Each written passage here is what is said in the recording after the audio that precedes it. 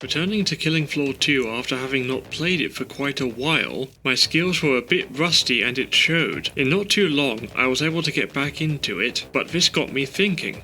How would it be for a new player to KF2? What sort of problems might they have? This leads into this guide, utilizing the many hours I have in KF2 to show you the best way to get started as a new player. Let us begin. After joining the match, there are many options available to you. To the left is the match overview, with details for the match. Next comes the perk tab, with all 10 perks shown on the left hand side along with your level for each perk. In the center, to the right, are the perk bonuses you will be getting, passive ones, as can be seen here. And below that is your starting loadout, primary, secondary, melee and grenade, which can be changed by clicking on the arrows below each slot, if they can be changed. Press the Ready Up button to let the party know you want to begin the match. Let's start a match from the beginning. When you drop in, your goal is going to be surviving a certain number of waves depending on what settings were chosen at the menu. You can see this in the upper left hand corner, along with how many Zs, enemies, are left within the wave. We are going to work on bringing that number down. A great way to achieve that is by getting headshots on Zs.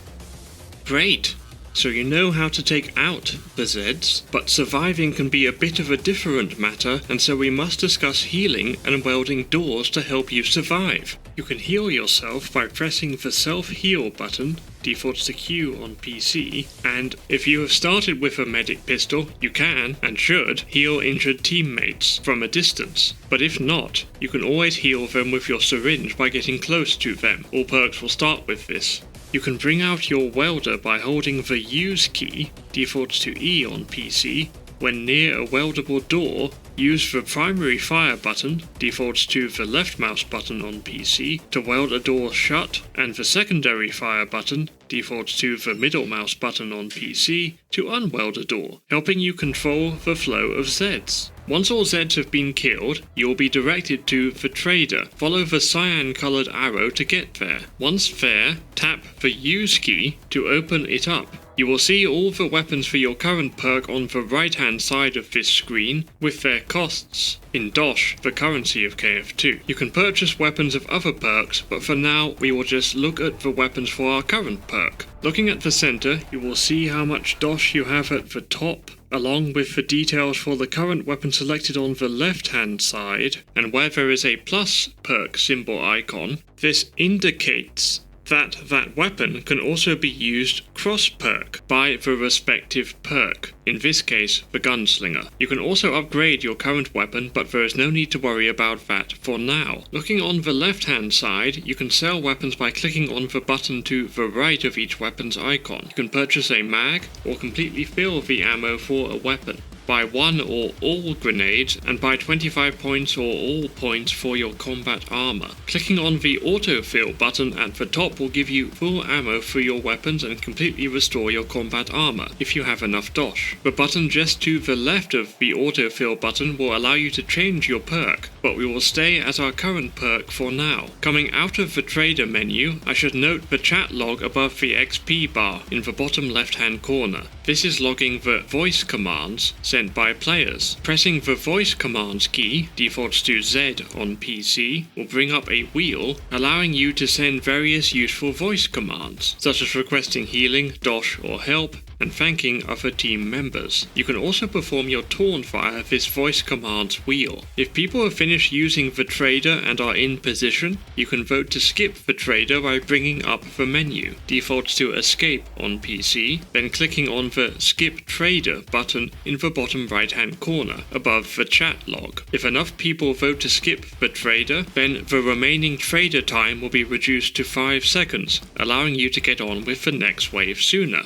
In the second wave, along with the types of Zeds encountered in the first wave, you will also see crawlers, stalkers, and husks. Crawlers can be annoying but go down quite easily. Stalkers are invisible enemies that are relatively weak, but as you can see here, stalkers are showing up in red as we have a commando on our team. Husks are the first Zed that will shoot at you from any distance, if they can see you, so watch out for its shots whilst taking it down. In addition, you may start to see EDARs in this wave, dangerous robots. Shoot at their chest power core to take them down quickly. As you continue through the match, you can go over to your demolitionist and press the use key once per wave to get an extra grenade. Also, as you continue through the match, you can go over to your support and press the use key once per wave to get more ammunition.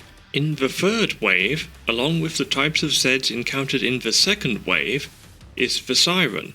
This Zed can damage you through your armor with her scream, so take her down quickly.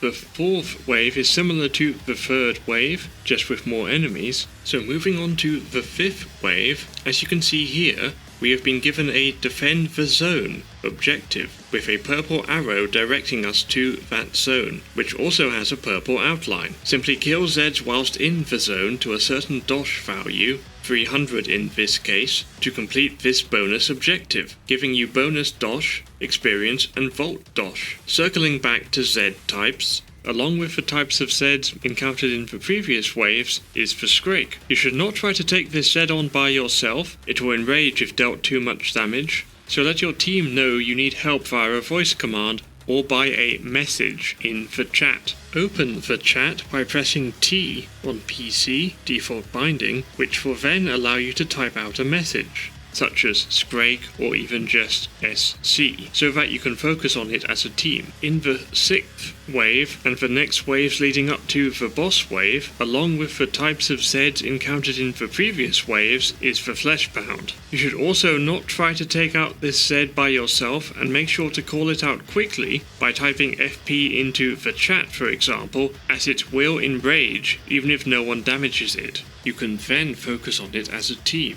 Instead of Fleshpounds, you may see Quarter Pounds, smaller, weaker, but faster Zeds of a similar appearance to Fleshpounds. Two of them will spawn in the place of a Fleshpound. Call them out like you would a Fleshpound, but act quickly, as they can get to you in no time at all, even whilst not enraged. So now you've completed wave 10, and so the next wave will be the boss wave. Make sure to give your teammates money if they need it. Default binding is B on PC. Ask for extra money if you need it. Get the best weapons for yourself. More expensive tends to mean better. Upgrading weapons if you can. Select a weapon and press the upgrade button if you have enough dosh and it's within your weight limit, along with completely resupplying yourself on ammo and armor. For the boss, whichever one it is, make sure to keep a distance between yourself and them. All bosses have powerful melee attacks. Whilst shooting at them, dodging any of their ranged attacks, bosses will telegraph all of their attacks in some way, and helping your teammates if they need it, by healing them for example. Videos on strategies for specific bosses in KF2 will be coming in the future. They are not too hard to deal with on lower difficulties as shown here. So now you know how to beat a match for the first time in KF2, but what about the specifics? Check out this playlist here for a more in-depth overview of enemies, easy spots to hold down on maps, and a beginner perk guide. Until next time, goodbye for now.